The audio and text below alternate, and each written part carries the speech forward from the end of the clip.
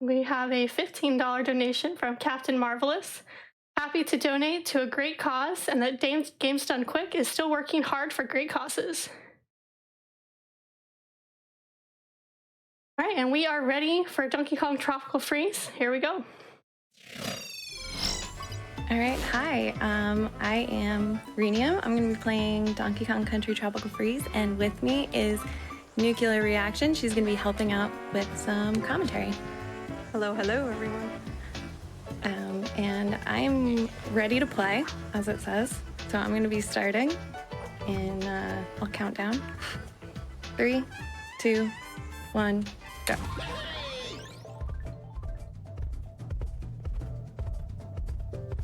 All right, everyone, this is Donkey Kong Country Tropical Freeze. This version that she is playing is on the Switch. This was originally released in the Wii U. As you're going to see, she's going to start off, as she gets going here, with rolling. So rolling is going to be the kind of the fastest way for the Kongs to move. She's playing this in funky mode, which is one of the different modes you can play. You kind of like the original mode is with Donkey Kong and his buddies, and each of the buddies have different powers. But you're going to see here, Funky is going to kind of have a little bit of everything. Another thing we're going to be seeing in a bit is she will bounce off of enemies. That's just another way to keep that roll momentum going throughout the run.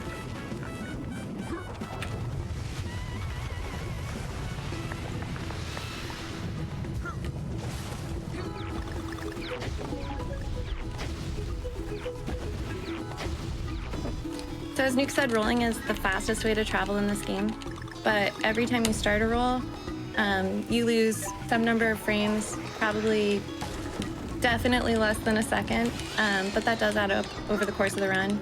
So you want to use Funky Kong's double jump and bops off enemies to try to limit that as much as possible and save frames.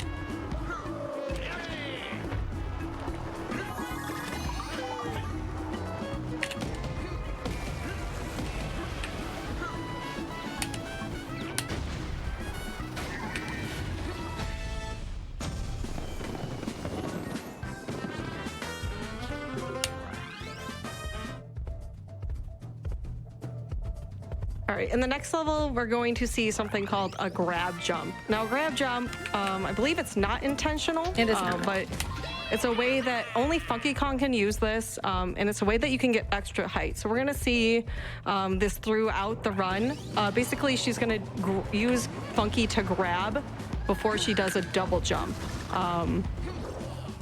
We'll see this in this, I believe right there, was it? That was one, yeah. Above the penguin? Yeah, so that was used there to kind of clear that penguin. And keep the momentum going. Now, normally in this level, casually, you probably are going to be grabbing those vines on the top, but that's real slow. So we're just gonna double jump and bop off of enemies to keep our speed going. This is probably the only time we're gonna really see Funky swimming. Later in the run, we're gonna have water levels, but Funky's not the fastest in the water. We're gonna try to utilize later Diddy Kong to use his jetpack. And right there, you normally sit on that boat and take this long, long boat here, but we're just gonna skip on the water and double jump off of that bug there instead of using the boat to get into that barrel.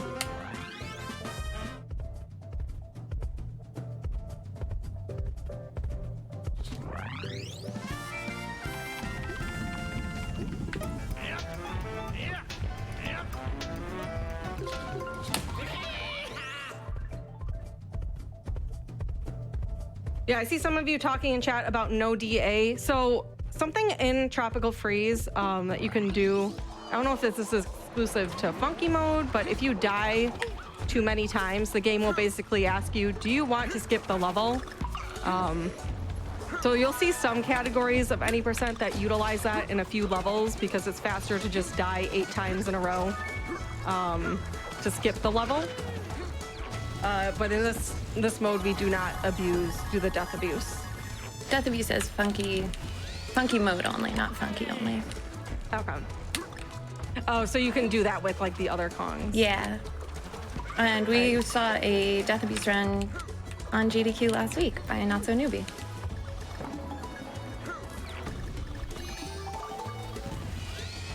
So you'll see there's these spikes here that Funky's the only Kong who can jump on those because his little surfboard there will protect him, but we definitely do not want to land in those spikes because although we won't get hurt, we will get stuck for a period of time. So you'll see, as you saw there, the spikes were kind of on a rotation, so she had to make sure to time that correctly.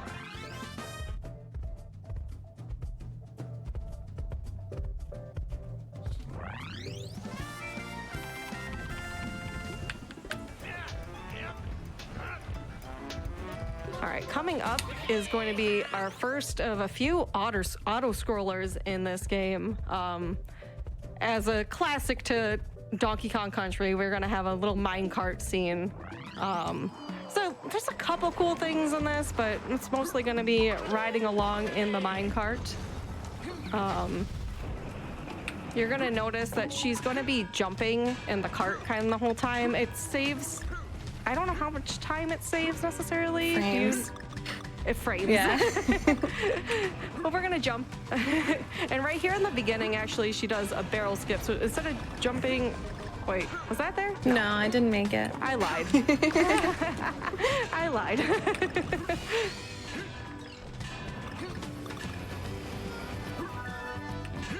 This would be a great time for donations, geekella, if you have any. Awesome. I also want to update everybody that we are only, I think, about $700 away from unlocking the first bonus game, which will be tomorrow, Bayonetta. So if you'd like to see Bayonetta tomorrow, make sure to get those donations in.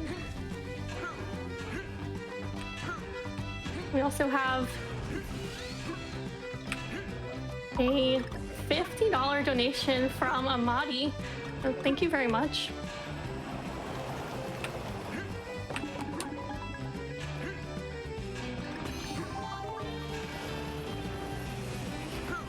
We have a $5 donation from Tom Dollars. So excited to watch my good friend Reenie destroy one of my favorite speed games. Another $5 if she can hit JBST Dalt first try. The drop don't stop. Thank you, Tom. I will try.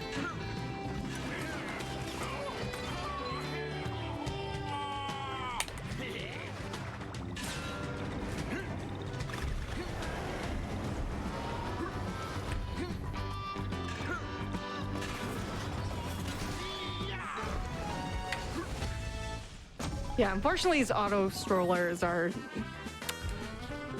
just very long and repetitive.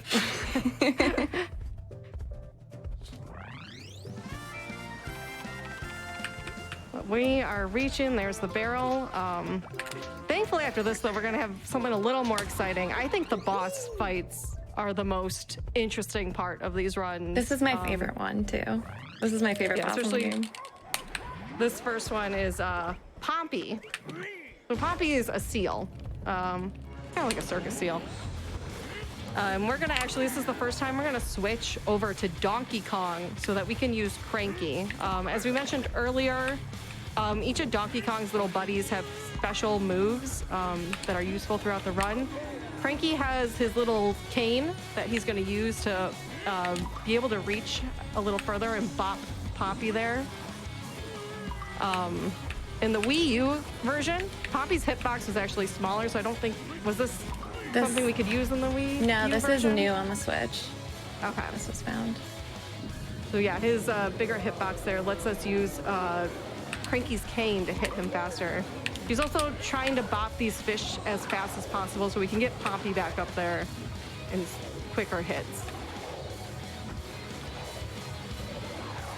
Yeah, the intended way to fight Pompey is to wait for him to like get down in this half pipe, which if I miss a hit, we'll see happen. But you can use the crane or the cane to like bounce up the side of the half pipe and hit him when it's not really intended yet. So this penguin here, she's gonna intentionally take the damage so Poppy lands right on her and she gets that bop real quick on him. And bop him again. I believe we have another. Gotta wait for him to roar.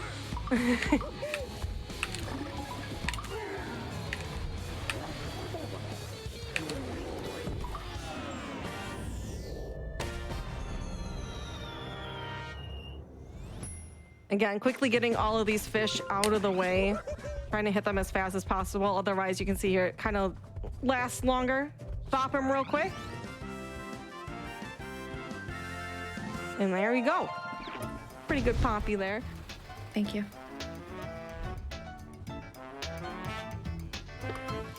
So we're gonna switch, now we're gonna be entering World 2.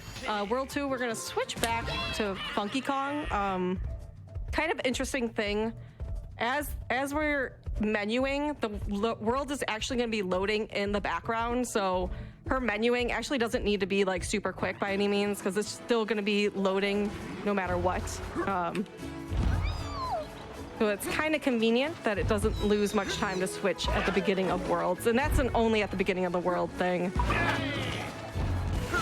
Yeah, menuing did matter going into Pompey, but coming out it doesn't. So this level's pretty cool. It's got all these windmills. We're gonna see her skipping them a lot though, because we don't want to land on them. But some of them will have a motion that will kind of push her forward. Which will be good for increasing her momentum.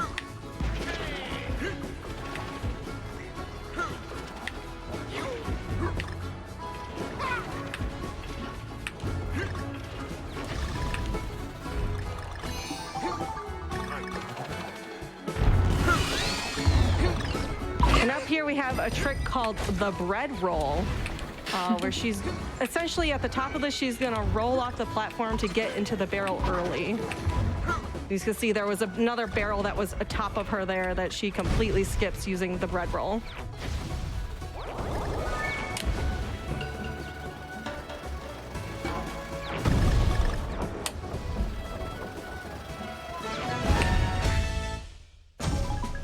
I believe those windmills there were to help you get momentum.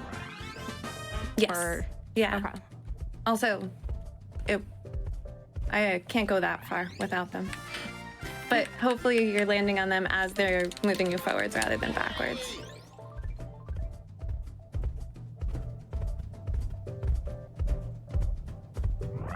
All right.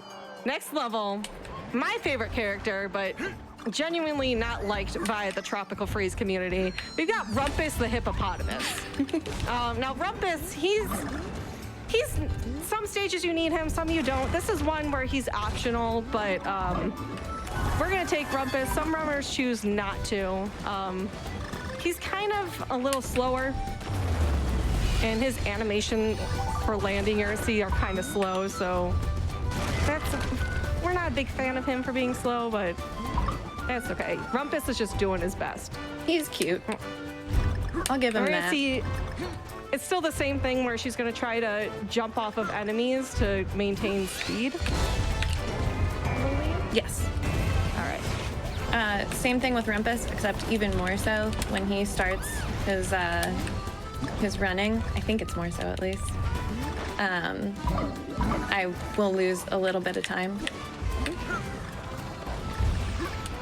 So if I can bop off enemies and like maintain a little chain, then I'm better off. Kind of left Rumpus to die there.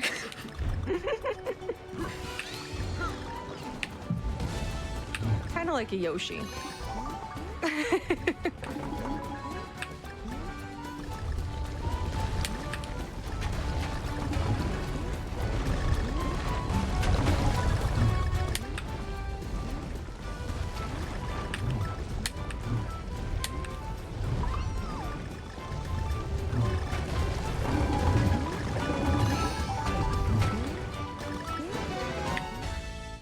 All right, that will be the end of Rumpus for a little bit. We'll see him later, though. Our next stage is gonna focus a lot on global cycles. A lot of the stage, you'll see like these horns that blow out air. And Reenie's gonna need to make sure that she's timing and staying on cycle with those so that she can get through parts of the level. Because she's gonna need to use the boost of air from the horns going off. And there's like, you'll see some of the leaves, not these, but there's other leaves that are affected by the air. That are also these ones right here. So if her timing gets off, she's gonna have to readjust to make up for that.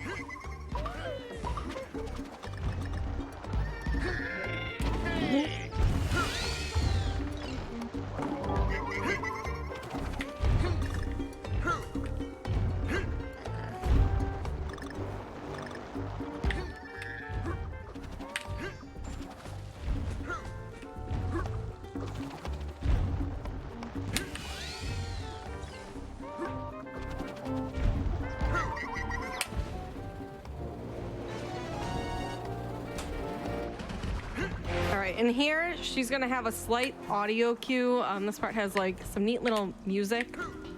Shoutouts to the music in this game, by the way. But as she's climbing up, she's gonna listen to part of the music to know when to jump here. And right there, that's gonna help her get up there more optimally and grab that and reach the barrel faster.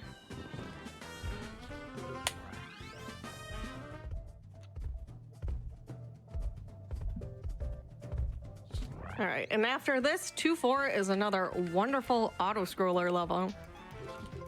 It's a much better looking auto-scroller, I think, than 1-4. It's at least, there isn't that much tech going on, but it is fun to look at. And there's a very cute little log ride halfway through.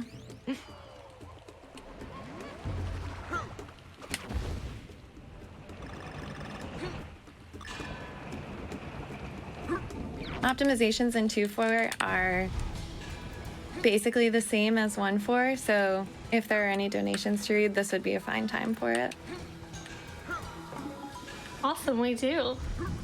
We have a $25 donation from Doodle. This is a wonderful cause. I'm so happy to donate for this and loving this Donkey Kong Country run. Thank you to everyone at GDQ for making this happen. So we have a $25 donation from Andromeda, paying it forward to the next generation of girls around the world.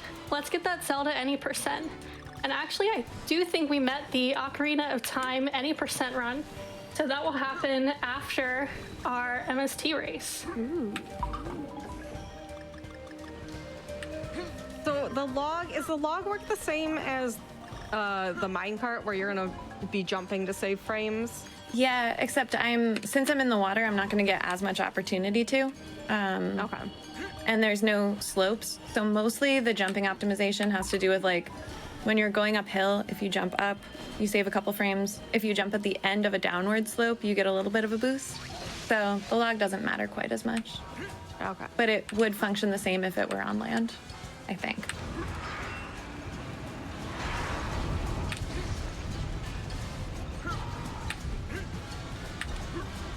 I think this section is kind of neat casually. I remember getting stuck.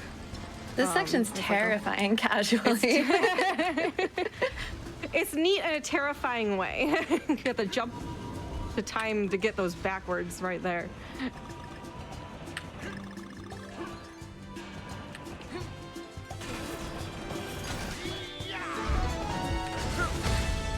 There we have it.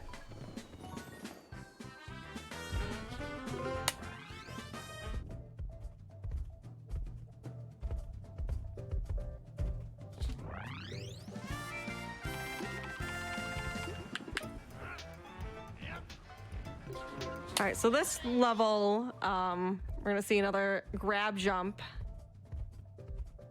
Yeah, right at the beginning here, there's 2 vine sections, and for the second one, well, the first one I'm just gonna double jump over. Vines are slow, I don't wanna deal with them. But the second one, I'm gonna use a grab jump to get to the second vine so that I can skip over the first. Yeah, as we said, we want to keep that momentum going, so rolling and jumping and bopping is ideal. Vines, no. Now these balloons, I know these balloons have some type of tech to them. The balloons do, if you want to land on like the edges of them, they'll give you a little bit of a boost forward. And that section I was just in, like kind of a fun little Easter egg. It's one of the only times in the game when you go left. The rest of the game, you're pretty much holding right the whole time.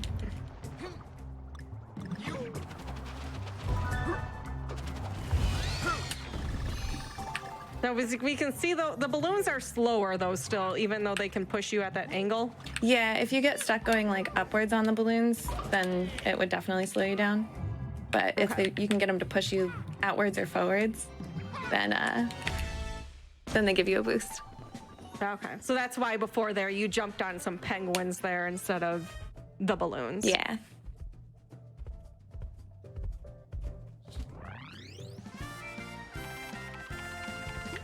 All right, so this one we call a pseudo auto-scroller. Yeah, I would say so. And I know this is one of the levels that if we were doing death abuse, we would do death abuse in this level. Yeah, and the DA in this one's kind of weird because you get to the first checkpoint and then you start dying instead of doing it at the beginning because it's faster to get to the checkpoint and then start falling in the pit. That's interesting. Yeah, this level requires you to ring all these bells, so it's kind of stuck sliding on these. You can get a tiny bit of a boost if you land on the beginnings of these vines. And then these sections in between, you want to move quickly through, but you can't really control your speed on the vines or do anything to speed them up.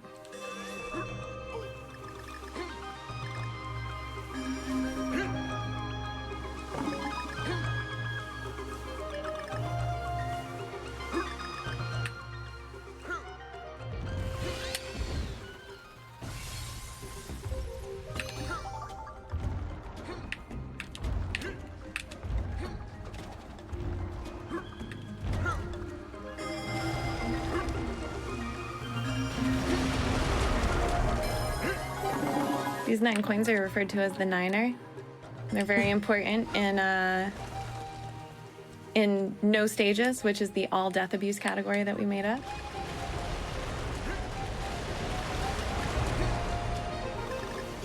Maybe I'll run that game, that category. No stages. No stages. Sounds spicy. So I know this is kind of a difficult vertical area to optimize. Do you want to tell us why? Vertical areas in general are difficult to optimize in this game because your rolling speed, you can't use rolls and bops to help you move forward. You're dependent only on your upward jump and trying to catch enemies when they're in the right spots. So there are a few vertical sections, but climbs are important for movement optimization. All right, this boss I think is super, super cool. I don't know, I think all of the bosses are pretty cool, but this one in particular has some pretty neat tech that we do to speed up each phase of the boss fight. So if you've played this casually, you might know Scowl you're gonna hit with, he has little owls that have eggs on their head that you're gonna wanna grab and throw at him. In this first one, I think you're gonna be bouncing off of them to hit him sooner. Yeah, so I'm gonna be grabbing them. I'm gonna try to keep 3 enemies on the screen at all times instead of waiting for getting 1 hit per cycle, which would be the intended casual way. So I wanna get a 1 cycle in each of the 3 phases.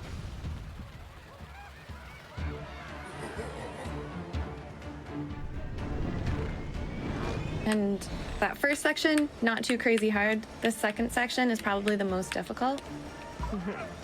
Everyone smile for Scowl, if you can. Post a smile. You're gonna see she grabbed this first one. I threw too early there, so I'm gonna have to wait.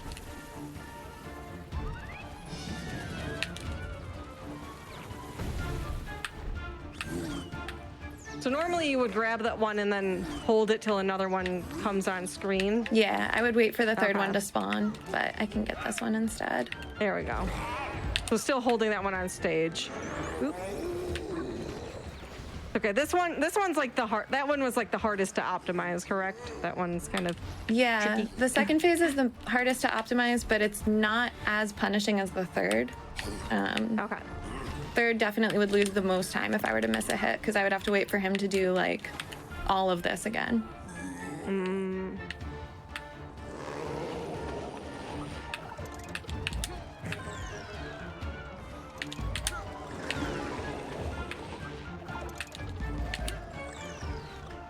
So these enemies drop down, and then eventually he'll send some that I can throw back at him. I'm gonna grab this one, make this other one, keep him from flying away, hit him, and then I'll start holding on to this one. And if you don't grab that one pretty quick, it leaves off of the stage, correct? Yeah, he'll fall off. So I have to be, every time I like activate them, I guess I could say, I need to be aware of picking them up as soon as possible. There we go. Nice scowl. Thank you. Next up, we're gonna have your favorite level. Yes. This one, and I think a lot of people like this. This one is just like very aesthetically pleasing. It's gonna be kind of like a jungle theme going on. We're gonna have giraffes, zebras, and snakes, all of which are on a global cycle. Got some pretty nice thematic music going on in there too.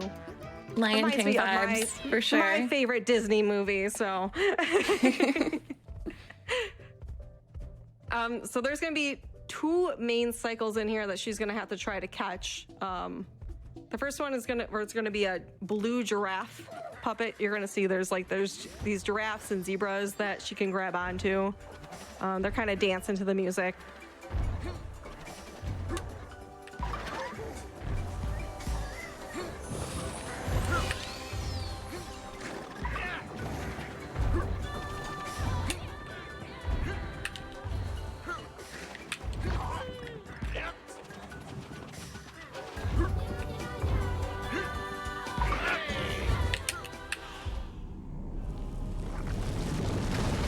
All right, so here comes, you see them all dancing back there, so we're gonna catch the cycle.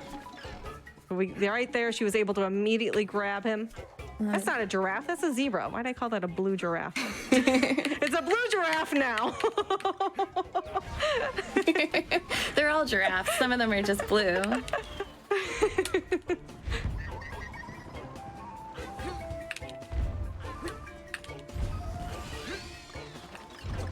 That was I think the first major one. Now we got these snakes, and they're going to be swaying as well. And I believe these are a little more tricky or costly. Yeah, this part's not quite as costly, but it's definitely trickier. That snake that I just rolled off of can be kind of a troll sometimes. I have trouble making that cycle, but I did, so that's good. Here we go. You're a gamer. Look at this. Oh, and that's, unfortunately, you don't get to see it in the speed run, but casually, if you chill out there, everyone should just go there and just chill out there and just feel the aesthetic. It's really great. Definitely. Worth checking out.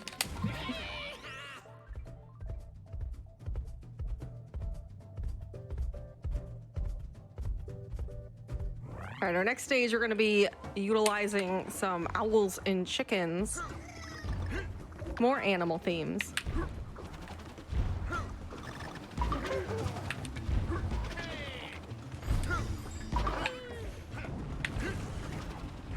That owl right there, she's going to get up and normally she would, yeah, there we go, bonk off of him. And that skips some of that vertical jumping. And as we said before, vertical jumping is just not easy to optimize in this game. It's pretty slow. You don't have your rolling momentum going on anymore.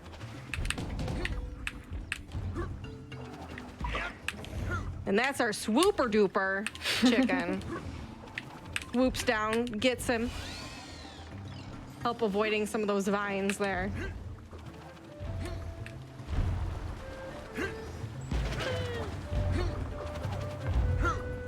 And then the world's largest durian is coming up. There it is. About 50 times the size of a monkey. In this section, I can go as slow as I want, as long as I don't die, because I have to wait for this durian to come and knock this off. Which is kind of nice. It looks like that section probably is hard to gain a lot of speed on with how the flowers are. Yeah, it probably would be. It would be annoying to get through because I'd have all spikes at the bottom, and I would have to do a lot of rolling, and there wouldn't be a lot to help me with momentum, so it works out.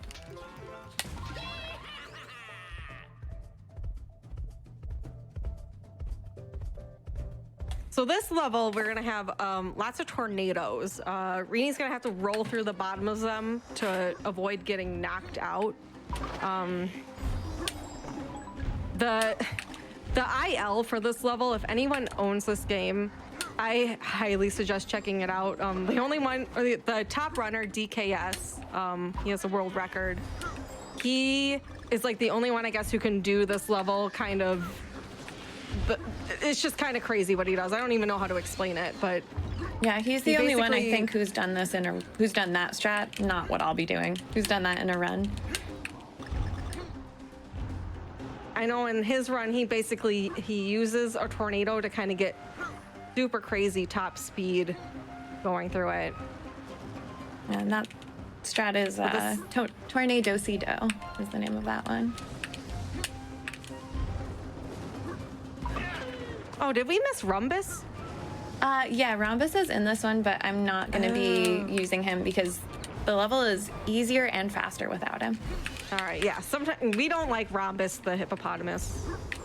Too slow. But this is a Rhombus level. This is. And they're like, I think there are more Rhombus crates coming up that you could potentially say. But I'm going to be skipping those.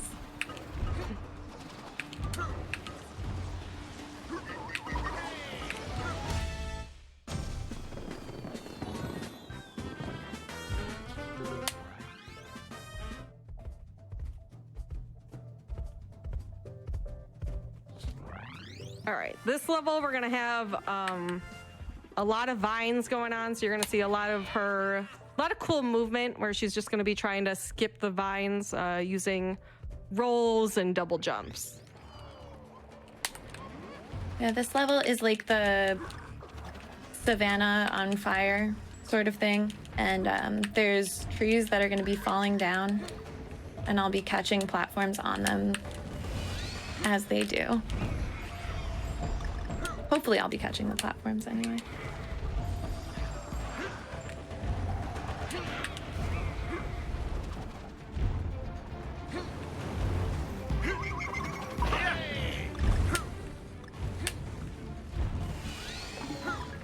How often do you say you actually utilize vines in this game? Twice. Twice. I'm going to be using these ones at the end. That damage that I just took, there's a vine skip at the end that I didn't do, but that damage that I just took, sometimes you take damage there, sometimes you don't, and that's due to roll oscillation. So every time you start a roll, it's like you're rolling dice, and if you get snake eyes, you take damage. It's kind of just out of your control.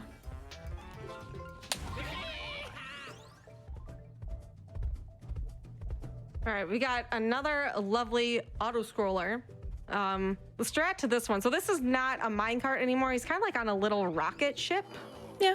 And the key to this is hold A all day. You basically can just press hold A, stay at the top of the level, and avoid most of the stuff in this level. Yeah, I'm gonna have to let go of A a couple times, but for the most part, I can just hold it. Kind of feels like an oversight on the developers. It also reminds me of like an SMW where you use the cape and just kind of fly over everything. So, and this is actually going to be the first time that Reenie is going to be taking a secret exit. A few of the levels throughout the game have secret exits. And you'll see on the map that the path kind of diverges. So she's going to be taking a secret exit here that not only is going to make this level end a lot faster, but it's going to take her to a level that is way faster to go through afterwards. So it's going to be one of a few that she will take to just save overall a good chunk of time. If we have any donations, now would be a good time to read some. Awesome. We have a $50 donation from Spike Vegeta. Reenie and Nukes, I love you both. Thanks for doing so much for our community with your positivity and need to make so many people smile. You're both doing great, and I'm excited to see so many awesome runs all week long here on GDQ, including a certain Zooter run on the final day. Thank you, Spike. Thanks, Spike. Coming up, we And we have. Oh, I'm sorry. Sorry. Coming up, we It's have. just going to update that we are getting very close to unlocking our first bonus game, so keep those donations coming in. Ooh. All right, this is the first secret level. So this is where this the JBST doll that was mentioned by Tom Dollars is going to be coming up. And it's going to be a double jump that's going to happen soon. So everyone post a Jumps Chomp for the JBST doll.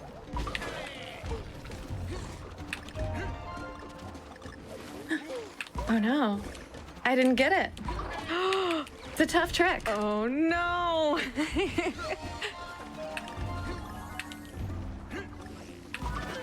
think this level looks really cool though, that the platforms appear as you go, so runners have to kind of anticipate where they need to be.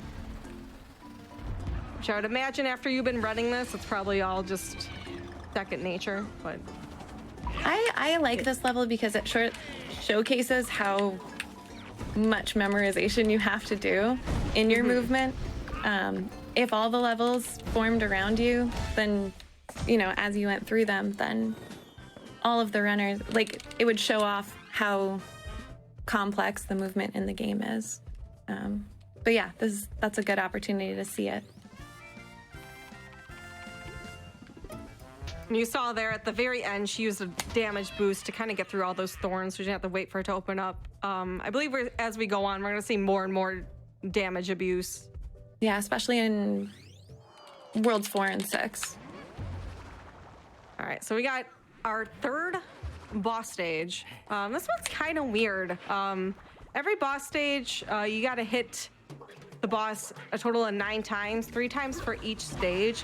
But this one kind of has 3 bosses built together. And each monkey is going to take 3 hits per stage. And I believe the hit count restarts at the start of each stage, or each phase. It does, yeah. So Reenie is going to kind of be using, manipulating their movement here by where she's sitting, and also hitting some of the ones to get them to move faster. So she already got one of them out there. Yeah, this this looks like a very lucky casual fight, but there is RNG manip going on in terms of where I'm standing.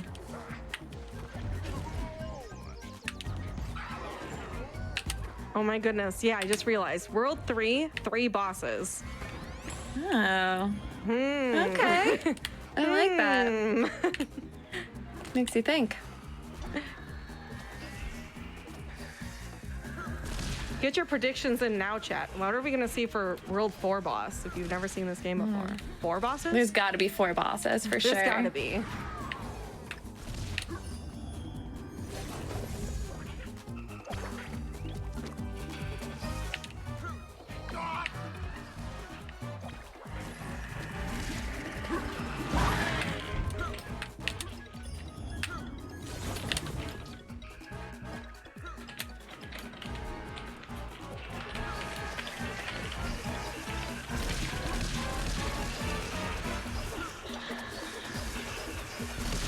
So are you standing on that side to manipulate anything at this point, or just waiting for that bomb? Just waiting. Okay. The RNG manip is mostly in the first phase and a little in the second. In the third phase, I just gotta wait for him to throw a bomb at me so I can throw it right back at him. Oh, I'm worried about for when you get to World 8. It's gonna be 8 bosses. That's gonna be a lot of bosses to fight. Thank goodness we don't have to get to World 8 in this game. Game tops off at 6 bosses, so still a little sweaty, but Reenie, I have faith in Reenie. I can do it. All right, again, we're gonna see this world is all about swimming. This is our water world. As every video game has to have a water world. Again, she switched to DK. We're gonna be trying to get Diddy Kong a lot during this world because his jetpack, you'll see, will make him go through the water a lot faster. And actually I know this looks probably pretty easy what she's doing right now, but swim optimization in this game actually has a pretty high skill ceiling. She's going to be doing like swim canceling and stuff. It's kind of wild what goes into all of this. Water movement is probably more difficult in a lot of respects than land movement. There's a weird rhythm to swimming that can be really hard to get into, and there might be points where you see me just like stop swimming completely, and that's because I got thrown off in terms of the rhythm. And right now she's trying to hit another barrel cycle. She's gonna need to grab Dixie Kong actually in this level to get another secret exit. There is a secret exit here that again will save us time overall. And she needs to use Dixie Kong's hair twirl, you'll see, to kind of go like right here. It goes against the currents, and Dixie is the only Kong who can intentionally do that. We could utilize Diddy Kong in an unintentional way to do that, but it's actually slower, so... Yeah, Diddy Kong's Dixie's the way to jetpack go. can be, you can do like a similar movement to swim canceling with DK and get through those currents, but it takes a long time. So Dixie's a lot faster here. And this is a very important secret level to take because it actually is gonna, instead of doing, it's gonna give us like a whole level less, I believe, in the pathing. Yes, normally you'd have to, if I took the regular exit, I would have to take 3 levels, one of which would be an auto scroller. So this is gonna be much faster. Okay.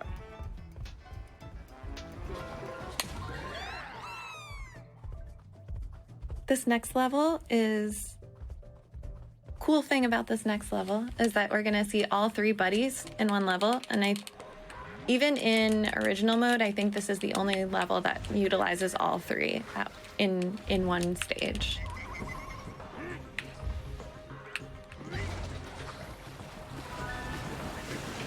So Dixie, because we start with her, and then we got Diddy Kong for these swim sections. And then we're going to be utilizing Cranky for another secret exit. Yeah, so Cranky Kong's pogo is gonna help me get up to a secret exit. Okay. And that was a neat thing. You'll see her spinning or like bouncing off the water there. And that's actually an intentional thing that just most casual players don't know you can do because it's not really explained ever. Yeah, the game never tells you can do that. But she's literally just rolling on the water.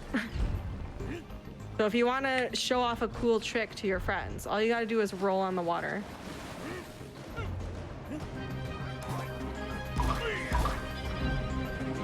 And there we go. Easy.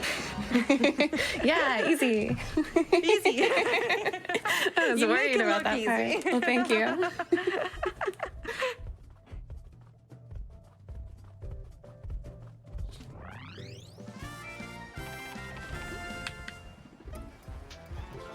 Yeah, so that's, as you can see on the left side of the map, there's those 3 levels. So we took only 2 levels doing these 2 secret exits.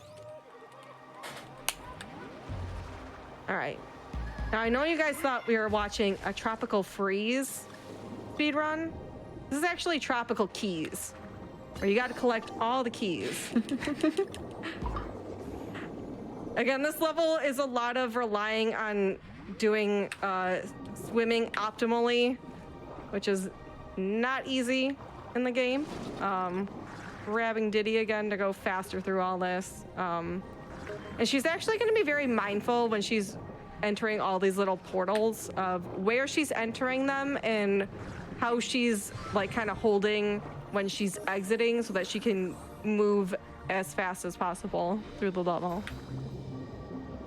Yeah, this level is arguably the hardest in the game because it's so difficult to optimize. So like, for instance, the entrance that I just went in, I'm going in all the way to the far right, and then I'm holding right as I exit. So that way, when I don't have control yet of DK, I'm still moving towards the chest that has the next key.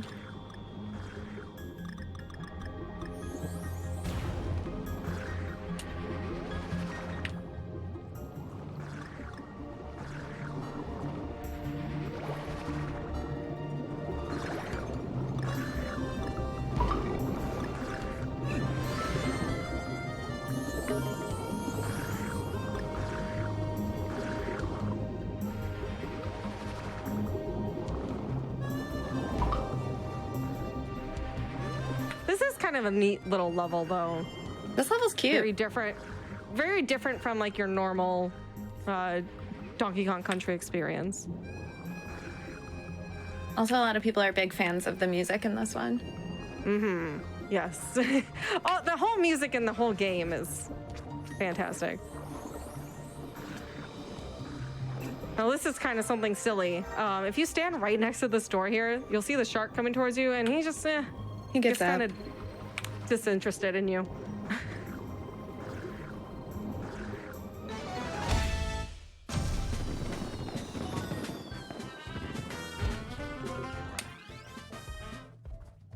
All right.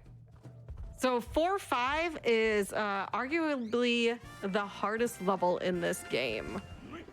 Yeah, 4-5 and 6-5, I would say it's debatable between the two, but they're generally agreed upon to be the two hardest, I would say.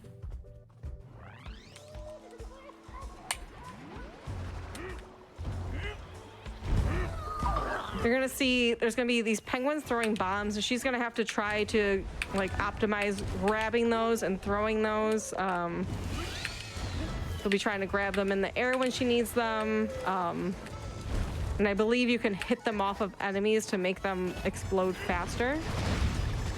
Yeah, you can throw the bombs at enemies. At the beginning, I could have thrown a bomb into that penguin to get the like surrounding boxes to explode faster, but I wasn't able to.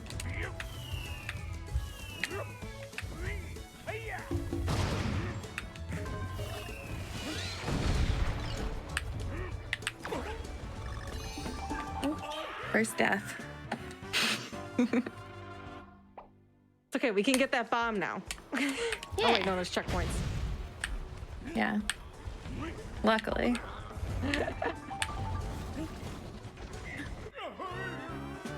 Second death. Whoop.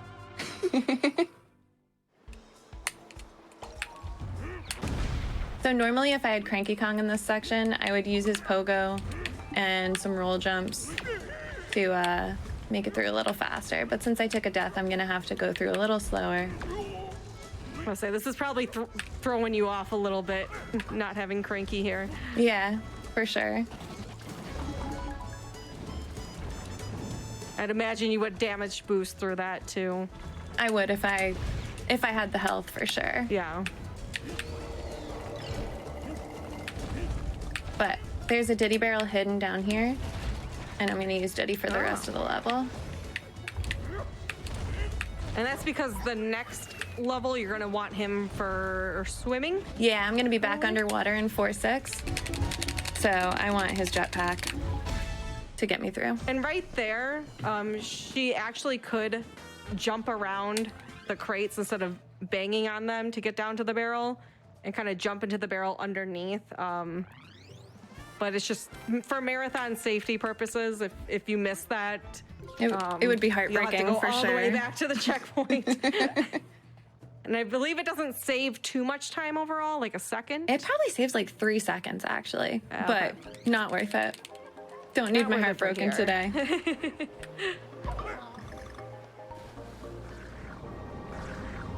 Again, we're gonna see a lot of damage boosting in this level.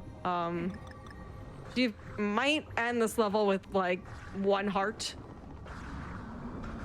Hopefully, Right there, you'll see these little spike balls. They were rolling out real slow, so we don't have time for that.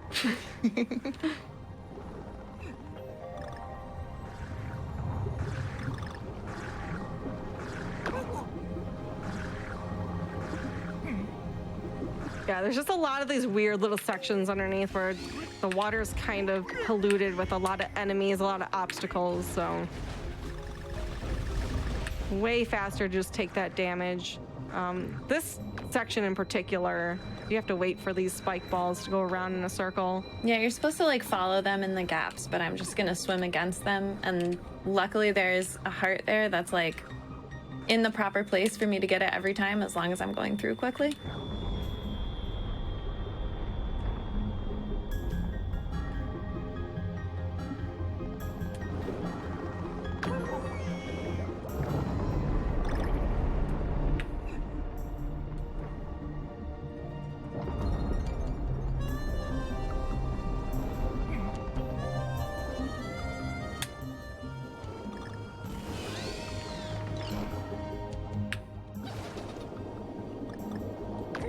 Again, we have that little tentacle there, but we're gonna take the damage so we can skip through that whole area there. It's even a good chunk of time instead of weaving through them.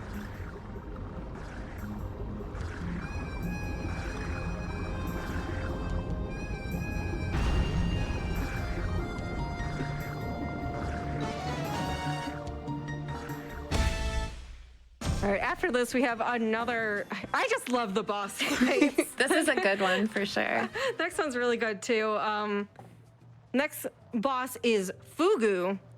He's a big old pufferfish. And we're gonna be using, again, just like Pompey, we're gonna be using Cranky because he's got his little cane to help hit the boss more optimally. So Fugu, he's got all these spikes because, you know, he's a pufferfish, but he's got a nice hitbox on his behind. We're gonna go position ourselves behind him and try to hit him in a way with Cranky that he's gonna hit these spikes and he's gonna stay where we can bop him real quick instead of waiting for him to kind of go around the whole stage and repositioning ourselves. The nice thing about this fight too, you'll see, is Fugu, whenever he gives you damage, he'll either pop out a heart or a banana. And I believe it's consistently a heart if there's no other hearts on screen. So that way we just keep getting hearts and we don't end up dying here. Yeah, very originally, we would go to the shop, like on Wii U, and get banana juice to do this. And then eventually we realized that because of like item drop RNG, it's very likely that he'll give us enough hearts. I think it's happened to me. I know it could happen on Wii U, that he gives you a banana even when you're on one heart, and then you just can't finish it. But luckily that doesn't happen often. Is the drops different on Wii U then? Yeah. During that fight? Okay. I know I've seen it happen on Wii U, and I think I've seen it happen on Switch, that he gives you a single banana when you're on one heart. Okay. And boss RNG is completely removed from the Switch version. I mean, there's like, you can manipulate it, whereas on Wii U, there was like true RNG to some of the bosses. Like in the third boss, they just did what they wanted. You couldn't do any RNG manip with them. Well, that's nice for the speed run. Yeah, for sure. Now we're gonna switch back to Funky for the rest of the game. We got 2 more worlds to get through.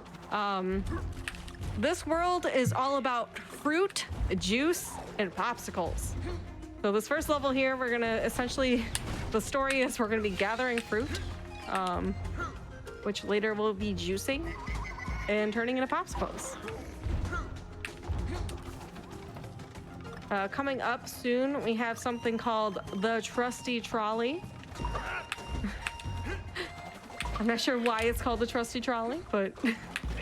With Funky, the Trusty Trolley is not as scary, but you just have to trust that in that part when those platforms start to come up, that it's not gonna drop you. Okay.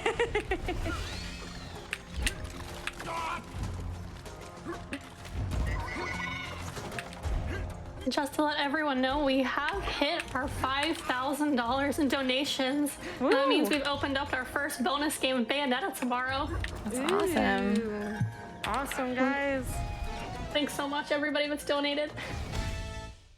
And speaking of donations, we do have another auto scroller coming up, so if you have some that you'd like to read, there's probably time for a few. Yes. Awesome. So we have a $25 donation from EDL. This game looks so lit. Rooting for you, Reenie, and good luck to all the other Fatales too. Y'all rock. Thank you, EDL.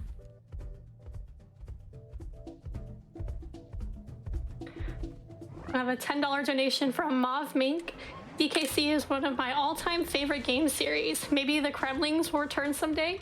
Thanks to all the runners and behind-the-scenes ladies working hard for an amazing cause.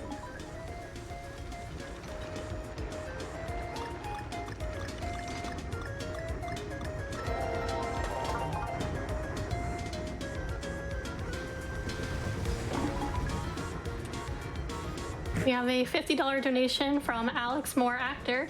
Super cool to see some super cool ladies streaming some super cool games for a super cool cause. Thank you for the super cool donation.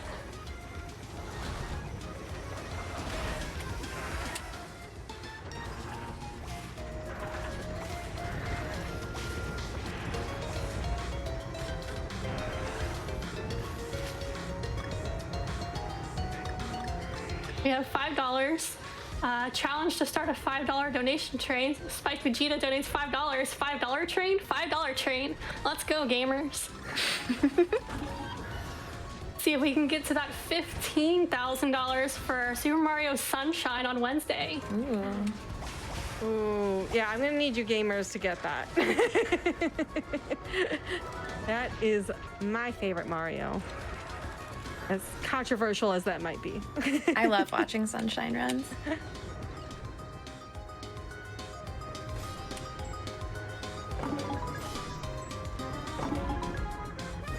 We have a $150 donation from Kaz409. Thanks for continuing to organize such great gaming events for great causes. Keep it up.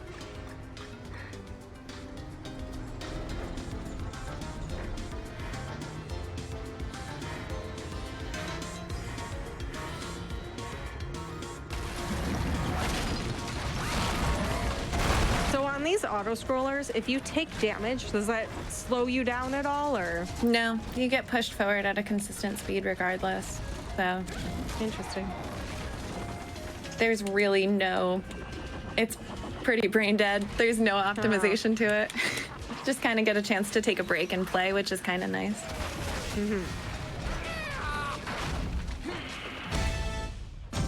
In the rocket barrels, at least. In the mine carts, you have to think a little bit and do the jumps and things, but rocket barrels, they go the speed they go.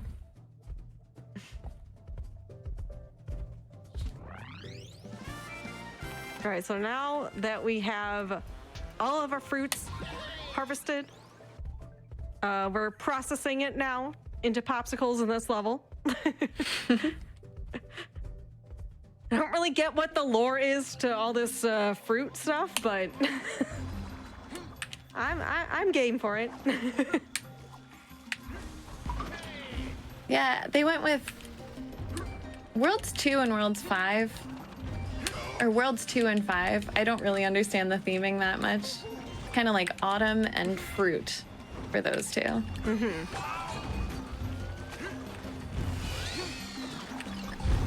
You're gonna see these conveyor belts throughout this level. Some of them move forward, some of them backwards. So Reenie's gonna be trying to land on the ones going forward to just help push that momentum.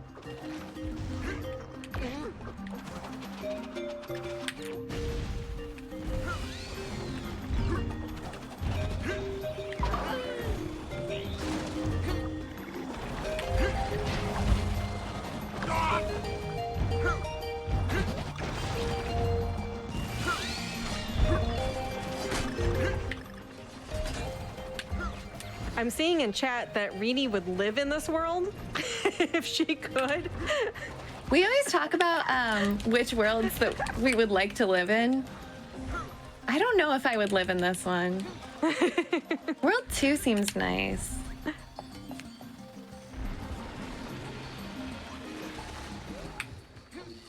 Which one would you want to live in, Nukes? Oh, definitely with the giraffes. World 3. Yeah, World 3 is good.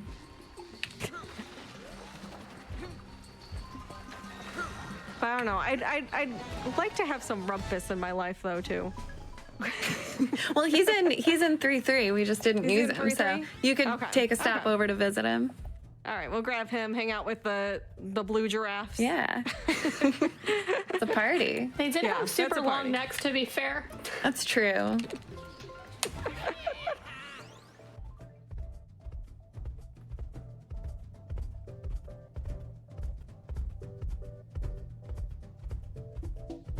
Well, that's true. That level does catch on fire though, so that That's a rough living all right, I situation. might have to rethink that. Maybe I'll take the giraffe somewhere else. All right, one of the only other times we see Funky Kong swimming in this game.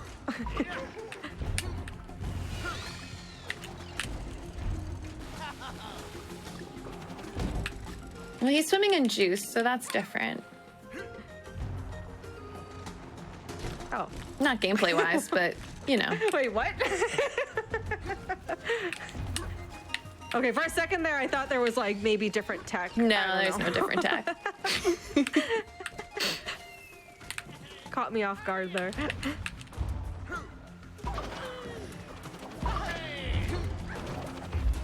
And I believe this is another secret exit level we're gonna see. Yes. So I'm gonna be taking a secret exit to get into 5B after this, which is Jam and Jams. Jam and Jams. So I guess before we make popsicles, we also make jam. Oh. All right, just fruit in general. Yeah. Anything fruit themed is going on here.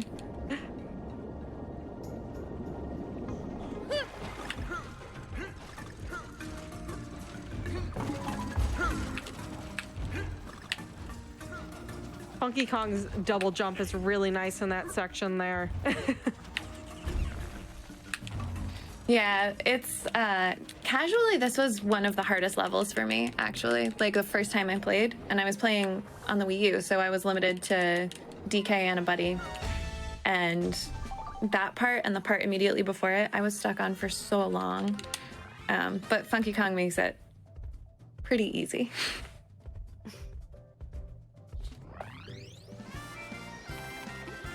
All right, so up now we have level 5B, which is another tough one. Yeah, this is all global cycles as well. And they're tighter than 3-1 for sure. And tighter than 2-3 as well. So you got all the platforms, and then you got these big spiky stoppy things.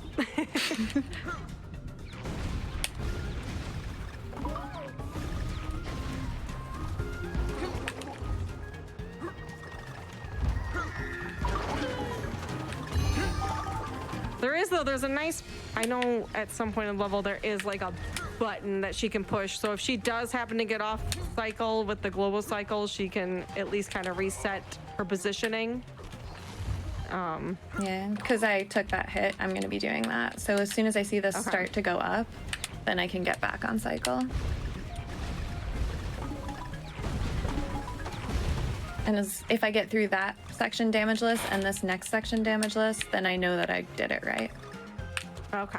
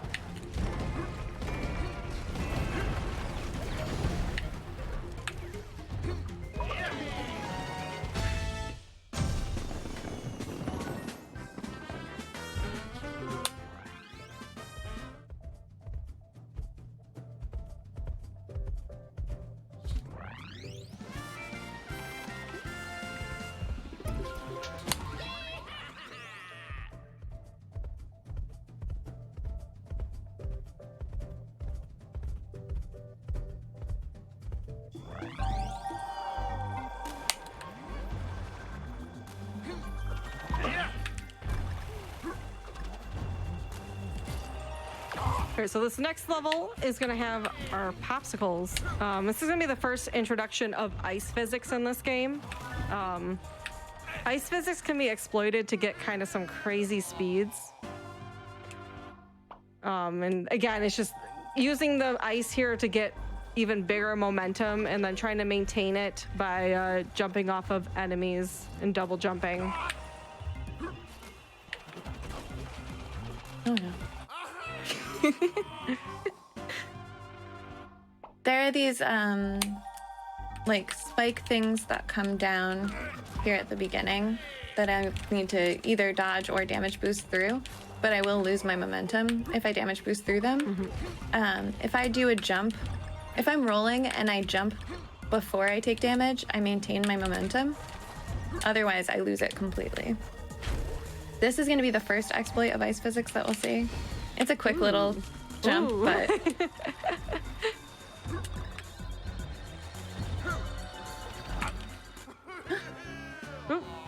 It's okay, we can see it again. I think the checkpoint's after. Oh, it is. That's okay.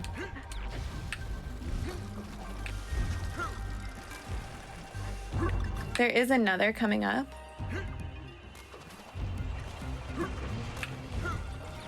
So how do those ice boost work? So I input a roll, which I'm about to do here. Like I input a roll at the right time, and that gives me, I get the ice speed plus my regular roll speed somehow. I'm sure someone knows how it works. I don't. I just know what to do.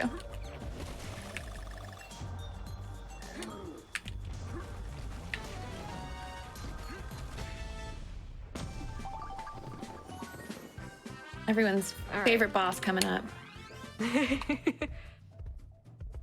Yeah, I was about to say, I love the boss fights. This one is not as flashy, but Yeah, that was got some neat slash little S on things that to one. it. We're gonna be. What is this boss? I don't even know what this boss's name is. His name is Bashmaster. Bashmaster, also known as the Coca-Cola Bear.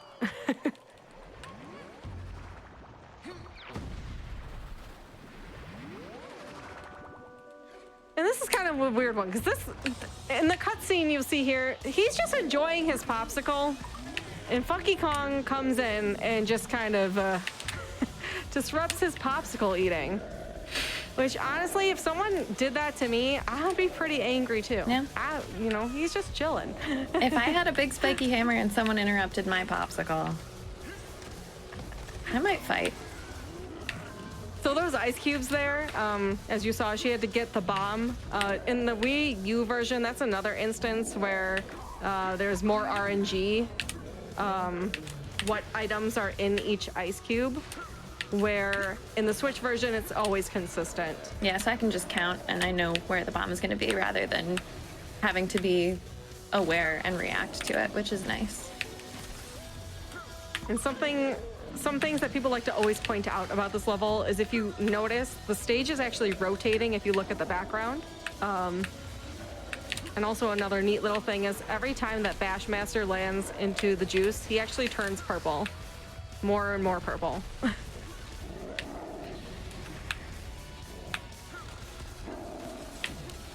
Now would be another time for some donations as we finish up this fight.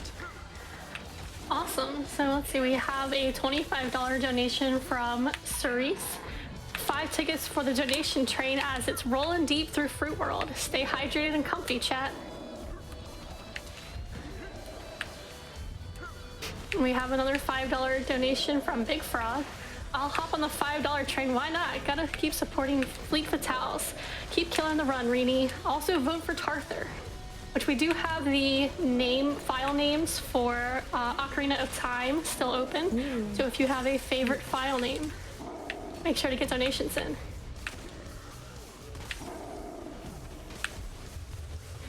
We have a $10 donation from Morgan. Loving this tropical freeze run and super looking forward to this whole week. Thanks to everyone for putting this on.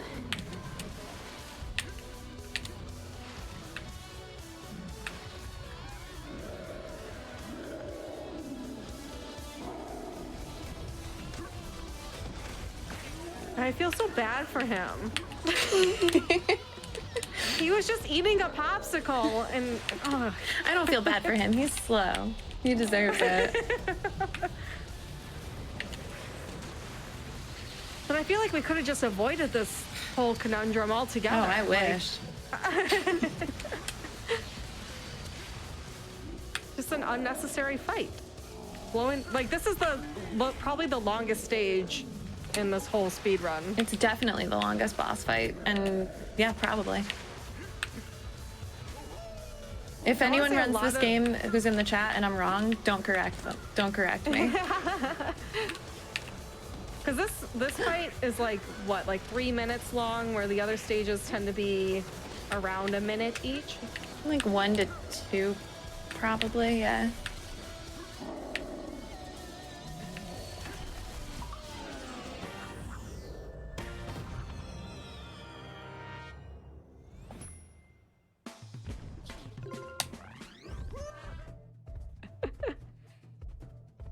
All right, but that's okay. We beat him up for eating a popsicle. I guess that's just Funky Kong's thing. He threw off his groove. Yep. And now we're finally headed to the actual freeze part of Tropical Freeze. Back to Donkey Kong Island. Yeah. Fun little thing about this world is that every level represents a world from Donkey Kong Returns. Yeah, and anyone we who's didn't played that see. game. I'm sorry. We didn't see the opening cutscene because we do skip it in the speedrun. But the way that the game starts, DK is having his birthday party with all of his friends, and then the snowmads come and freeze over DK Island. So we're making our way back to DK Island, which is now frozen over. Okay.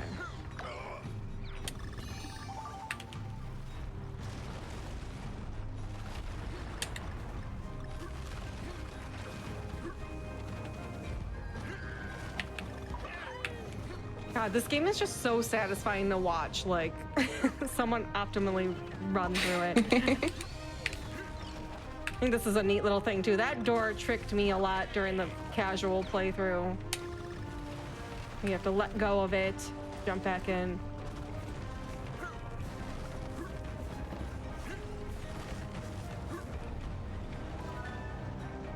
And then this is what we call the leap of faith, where you climb up the vines there and you just jump and you hope you land in the right spot to get that barrel a lot earlier. Yeah, you're supposed to like swing around on some frozen grass and avoid spikes and fall down, but we just jump off.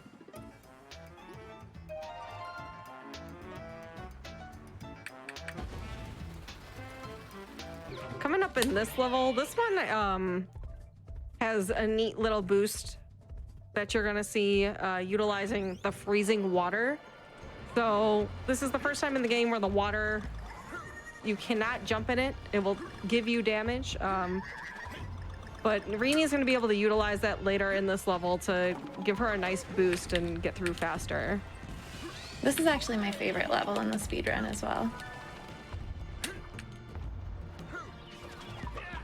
And this level is kind of done very not as intended in the speedrun, because I think you're supposed to like pull up a bunch of these ships. Yeah, I'm gonna be honest, I don't remember how to play this level casually, but you're definitely supposed to like pull the ships up and avoid the water, but you can just jump on the enemies to get around it. Yeah, right there was the boost. Yeah, so the water pushes you to the nearest platform. So as long as you're like over halfway across that gap and you land in the water, it pushes you forwards. Also, fun little fact, that level has David Weiss, the composer for all this beautiful music in this game. That's his favorite soundtrack of all time, but we don't really get to hear it. It has like a big build up to it. We don't get to hear it, unfortunately, during the speed run. World 6 has some of the best music. Mm.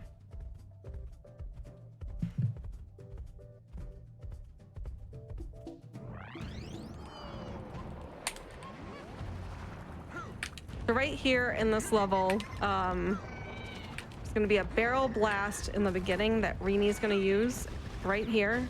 And she's going to be trying to maintain kind of the boost she gets from that with double jumps and bonks and rolling.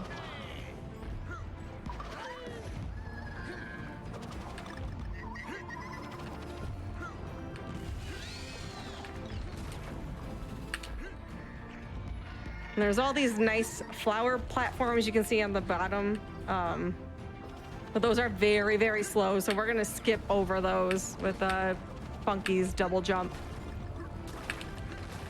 This is definitely a level that I'm grateful to have a double jump in. Mm-hmm. It's a very different experience outside of Funky Kong. It is. Funky is right meant there, to be she like... skips over. There's that whole section back there she's supposed to climb up, but just rolls off, uses a jump to get into the barrel a lot earlier.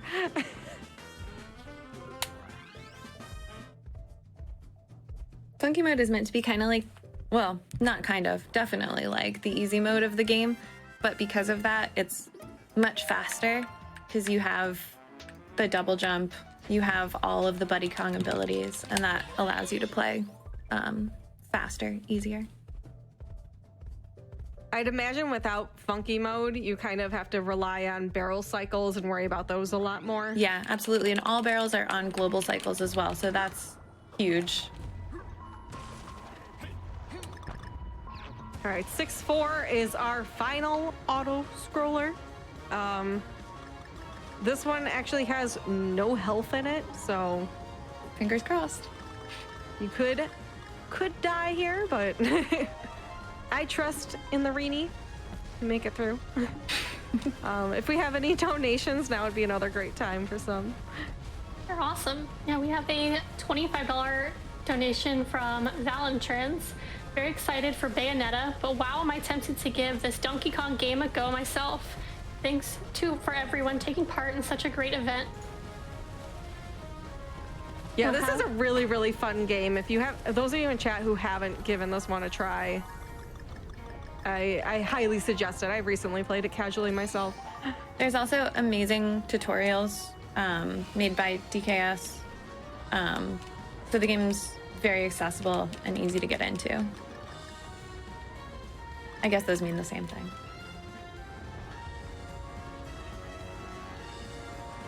We have time for one more? Yeah, Yes. definitely. Oh, we have a $10 donation from Jums, longtime viewer, first-time donator. This was the first game I ever played as a kid. Can't wait to see it get destroyed by my favorite gamer girl, Reenie. Don't forget to go for the frame perfect Shlimmy Shlam. We'll donate another $5 if my name is pronounced incorrectly, so I don't know if I did that right. You did it right, so maybe he can be convinced Shout out to anyway. Jums. Shoutouts to Jum NS.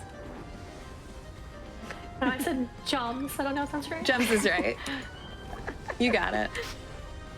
Thank you, Jums. But he also wanted to shout out his brother Tarthur, who said it's his birthday today, so he's putting this towards making the file name for OOT his name. So happy birthday, Tarthur. Happy birthday. And that's coming up right after this run. So if anyone wants to donate to that name, that's coming up very soon.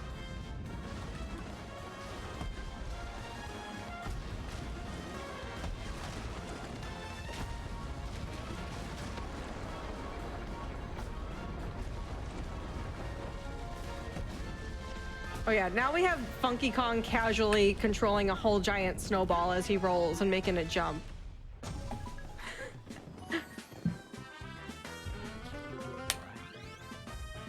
The snowball's always kind of a relief because it heals your health back, and then you know that, you're probably home free. Wait, I thought there was no heals in there. Well, the snowball does. Oh, okay. That doesn't count. All right, coming up 6-5, as we mentioned, this is the other level that is arguably the hardest one. You're gonna see a lot of, there's a couple platforms that she's gonna use to kind of bounce off of and try to maintain some crazy speed using their boost.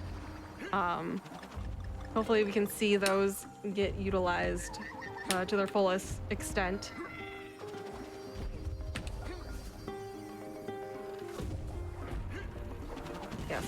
Yeah, coming off there, she utilizes that, maintains the speed, gonna be bouncing off lots of different things. Overshot it. Overshot. That's okay.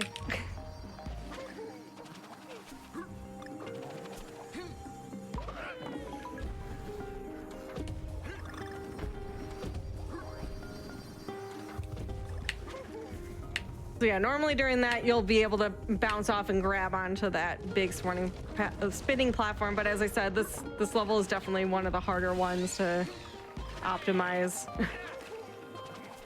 Gonna be a second one coming up, more of like a mini speed boost here.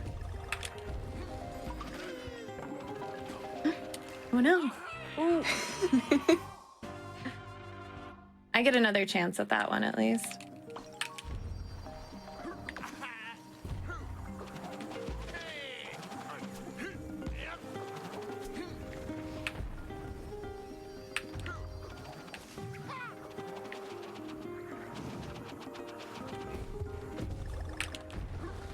All right, she's got it this time. I believe. There we go. There we go. There is a third boost as well in this last section that I won't be doing, but a lot of the top runners do. I think the third is easily the most difficult because the speed varies based on what angle the platform is at when you let go. But if you check out some other top runs of this game, you would see a larger second boost as well as a third. And that third boost, it like has like chain, like you have to kind of think on the fly depending on Yeah, you have to your speed. adjust what you're doing based on recognizing what kind of speed you got. So that one's really challenging. 6.5 looks absolutely amazing when you get all 3 boosts, though. That's another one to, if you own the game, if you're interested in running this game, watch someone else do it. Watch the IL, and it looks amazing. It's really cool. So this is one of like 3 of this like styles silhouette levels in this game, which I think are super cool visually. And a lot of cool movement in this. We're going to see bopping off the penguins, skipping some large sections as well.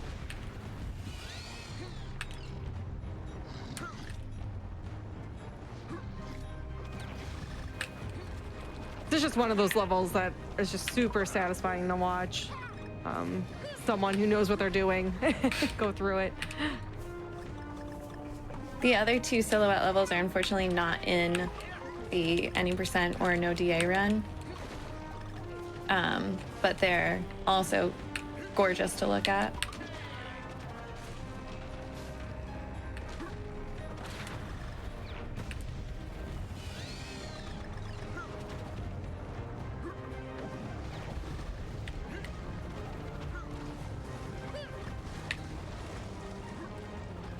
Here we have another vertical climb that I'm using grab jumps and things for.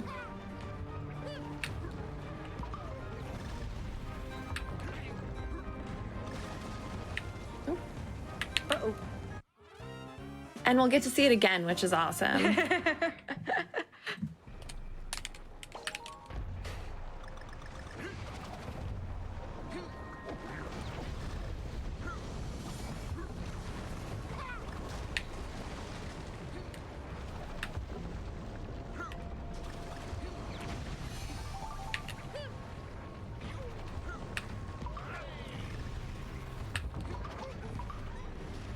Gonna see again using the enemies there to skip sections, and this one's really cool. There's this whole twirly section, but she just walked off the edge, and that takes her right to the barrel that takes her to the end. So you don't have to sit through this whole big twirling section there. And I believe that barrel is only there for like a short period of time when you land there. The one that I get in off screen? Yeah. Yeah, I have to.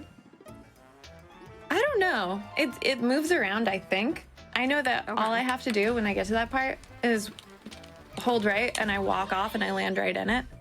And then if I fire it too early, I'll bounce off of the like platform that's rotating around. So I have to wait a little bit and then I can fire it and go straight to the end.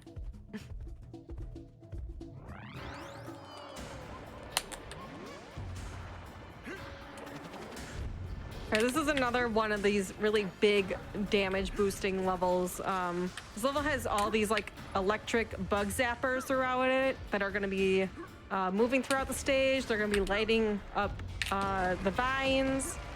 So Reenie's going to be doing a lot of damage boosting to get through this level.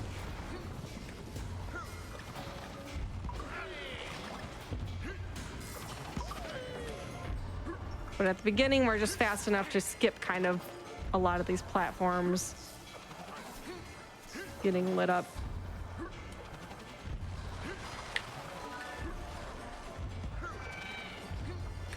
It's honestly cool just seeing like the movement rolling underneath platforms and such to get through here as fast as possible.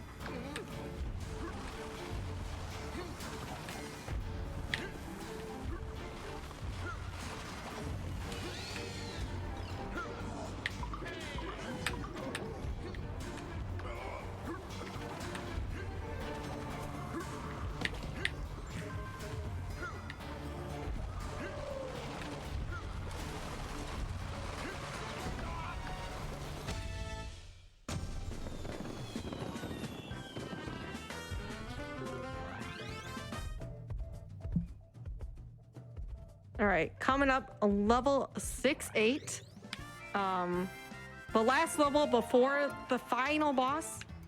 Also, the last Roomba the hippopotamus level. He's back. He's back, and he's sassier than ever. This level cannot be completed without Roomba, so we're gonna need him to get our way through here. There's a lot of, you'll see there's gonna be a lot of these big hippopotamus blocks and targets that only Roomba can hit.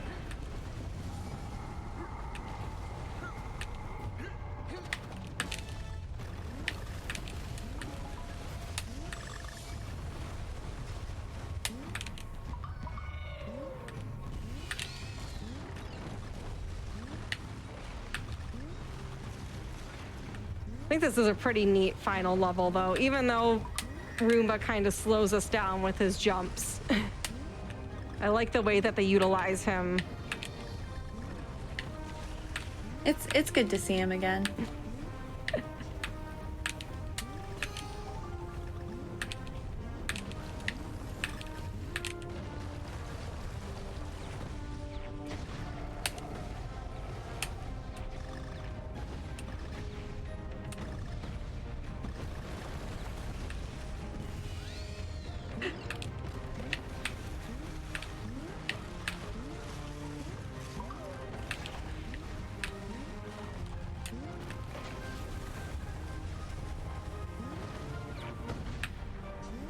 You know, look at Roomba go. I am so proud of Roomba. He's a very good boy. World's best hippopotamus. Mm-hmm. There is like minor speed tech in this level, but for the most part, it's a little break before the final boss. Right here, there's kind of a cool little jump I can do where I skip a platform and knock into this one as it's forming. But it's mostly like minor optimizations. And then this one, make sure you don't do the goldfish of doom here and fire too early. If you fire too early, you're going to splat into that wall there. It's no good. As we saw in Michael Goldfish's AGDQ run.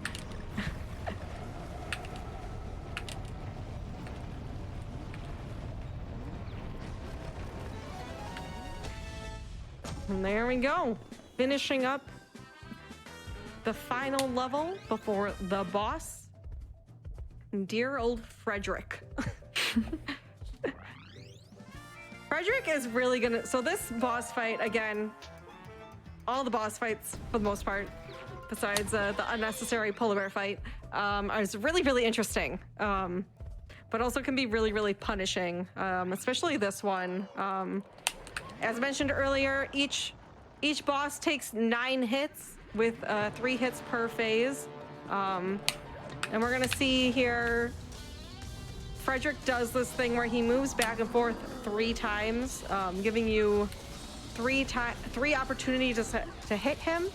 So we're gonna see Reenie optimally needs to hit him every time he goes back and forth. Or we'll have to sit through all of this kind of like back and forth part. Right here. He knows kind of where to stand for each one that she's gonna be able to hit him though. Yes, I only get 3 opportunities per phase. Mm-hmm. So if she had missed one of those hits, he would have gone back and kind of started the beginning of phase 1 again, and we'd have to throw an enemy at him before we could trigger phase 2.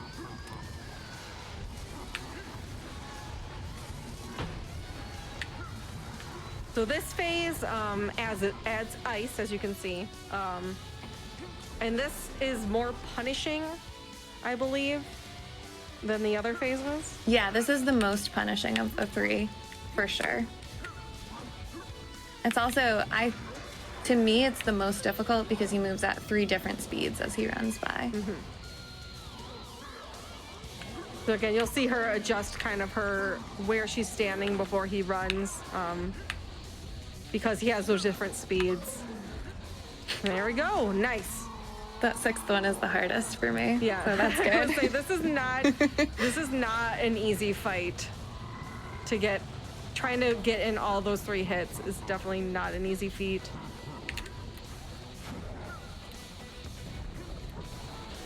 All right, and the third phase is gonna have a fast cycle, as we said. So the first phase was like a slow. The second one had varying speeds, and this one's gonna be fast. So, And time is going to be when I get the final punch, which will be after the 9th hit, which will hopefully be soon. okay, let's spam some emotes in chat to cheer Rini on. She's gonna get this perfectly, I believe.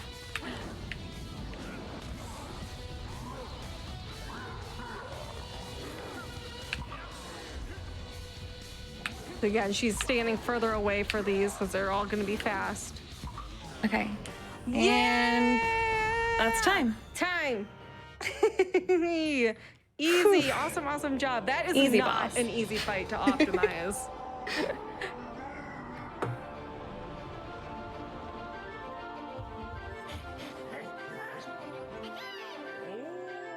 Oh, what a great ending. Yeah, we get some great music in the end credits too, actually.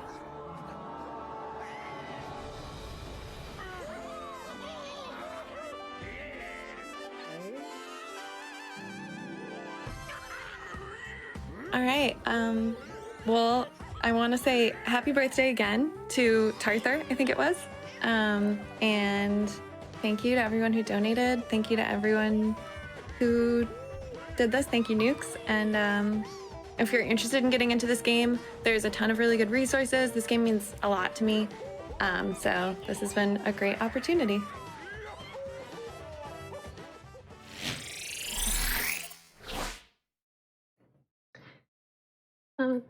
Great job, Rini, for that awesome run.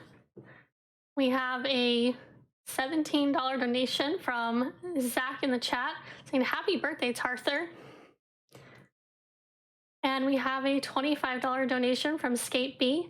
Highlight of my weekend is finding out about this charity run. Can't wait to watch you all this week. And we are going to throw to a quick word from Malala Fund. Be back in a minute.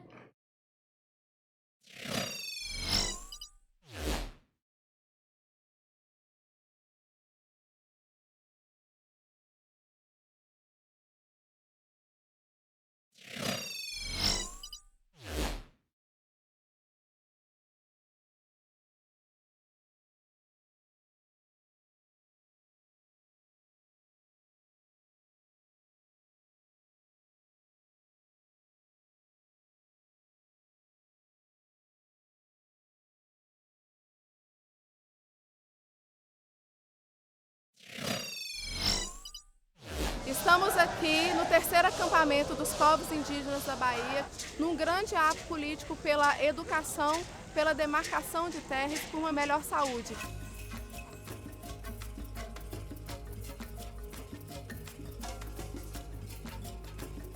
Visiting Brazil was one of the best trips I have ever made, and it was really fun as well, just to meet with the local communities and just see their passion for change. So in Brazil, only 1.5 million girls are out of school, so the number is not that big. But when it comes to the indigenous population, few of them who can complete their education. Most of them drop out, either because of lack of opportunities, either because of lack of investment in their schooling, or because of early teen pregnancies.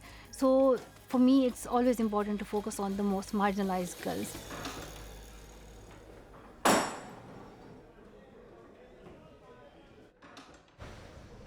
Meu nome é Ana Paula, eu sou coordenadora de projetos na ANAI e sou uma campeã pela educação.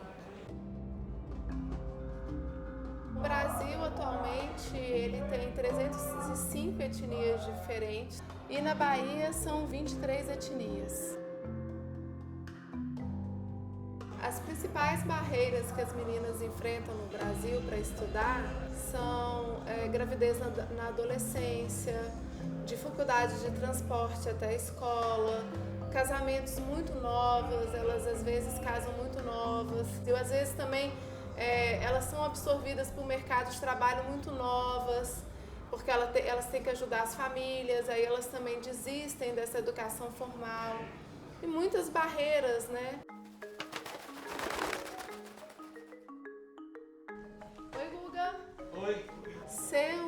champion pela educação significa ser um ativista local.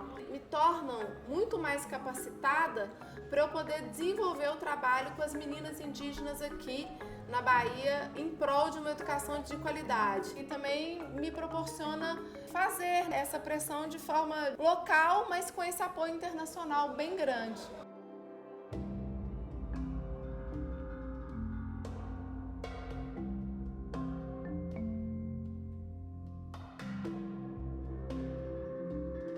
São as meninas que fazem parte do projeto Cunhataí Kihan, junto com a Fundação Malala. E agora a gente está aqui fazendo os cartazes para a gente levar para o ato que vai ter daqui a pouco na luta pela educação. O projeto ele é muito beneficente, não só para mim, mas para todas. Ele nos fortalece a cada dia. A Malala é nossa inspiração, nosso exemplo. Poder falar que a gente faz parte do Fundo Malala, que somos campeões pela educação. Essa conexão que o Fundo Malala faz com que a gente tenha essa inserção internacional é muito importante para nós aqui no Brasil, tanto para dar visibilidade quanto para conseguir novas conexões, né? Eu acho que todas as meninas, elas têm uma história muito particular, muito de luta. Se você for perguntar para cada uma delas, elas têm uma luta dentro delas. Minhas esperanças para o futuro é que finalmente elas tenham o direito de ter uma educação de qualidade dentro da aldeia.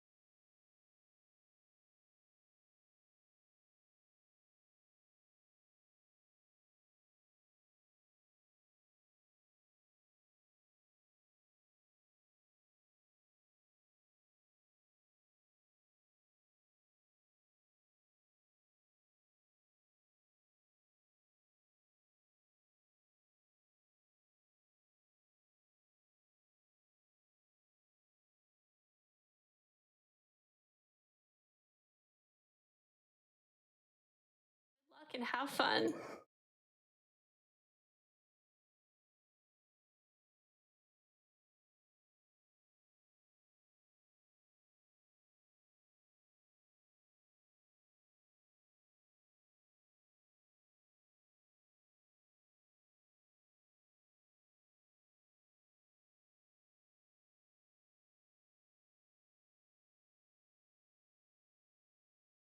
All right, welcome back, everybody.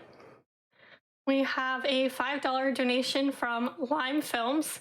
Let's get some cash from my boy Tarthur. Happy birthday, Tarthur. Loving the speedruns. A $15 donation from Biotic Shell Shock. Shout out to the tech crew for making this event run smoothly.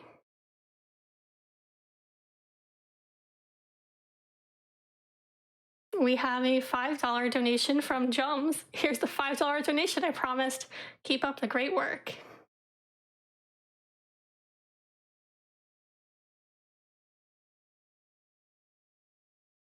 We have a $5 donation from Tom Dollars. 5 more for Tarthur.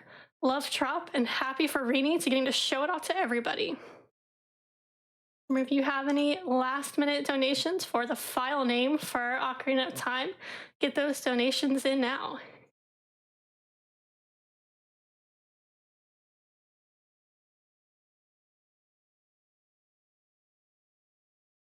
We have a $25 donation from Cranky Kong. In my day, we didn't have double jump. We jumped once and we liked it. Thanks, Cranky Kong, for that donation.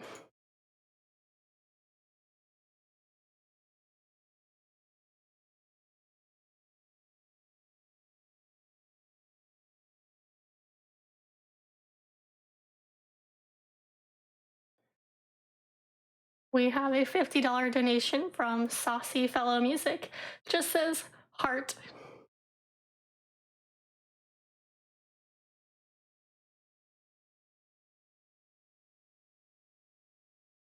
Where we met our $5,000 donation incentive to have Bayonetta tomorrow. We're currently have a $15,000 donation incentive for Super Mario Sunshine on Wednesday. So get those donations in if you'd like to see Super Mario Sunshine.